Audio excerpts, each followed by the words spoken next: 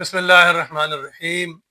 नाजरीन इकराम, समाजी ज़राए इब्लाग जिसे आप सोशल मीडिया कहते हैं, उसके गलत इस्तेमाल से बचिए। हम सिर्फ एक मौजू पे बात करेंगे, और भी गलत इस्तेमाल हैं, लेकिन हमें जो ज़्यादा तशवीश है वो ये है कि सोशल मीडिया पर नबी करीम सल्लल्लाहु अलैहि वसल्लम का हवाला देकर पता नहीं कौन कौन सी बात लिख दी जाती है कि आप सल्लल्लाहु अलैहि वसल्लम ने फरमाया, ये हदीस शरीफ में ऐसा आता है।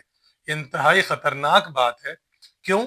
इसलिए कि आप सल्लल्लाहु अलैहि वसल्लम की सही बुखारी की हदीस नंबर 107 है, जिसका मफहूम ये है कि जो कोई मुझ पर जानबूझकर झूठ बांधे, यानी वो बात मंसूब करे जो मैंने नहीं कही, तो वो अपना ठिकाना जहन्नम में बना ले। इससे अंदाजा कीजिए कि आपसे गलत बात मंसूब करने का मतलब अपने आप को जहन्नम में ले जाने के बराबर है। लेकिन लोग परवाह ही नहीं करते। जो मर्जी बात, फजूल बात भी निहायत ही खतरनाक बात है। ये जुर्म भी है, गुनाह भी है, अपने ईमान को बर्बाद करने वाली बात है।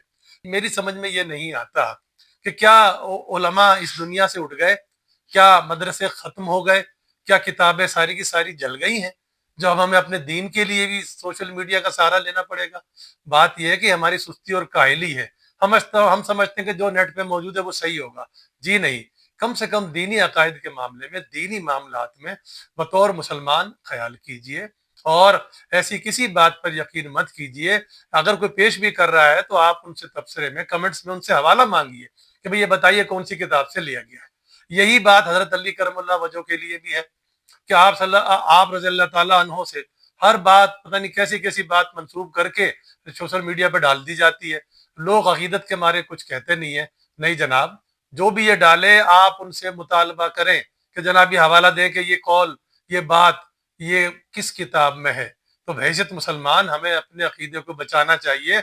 अमाल तो हमारे बेशतर के मुझ समेत खराब हैं ही। यार कम से कम अकीदे को तो बचा लो।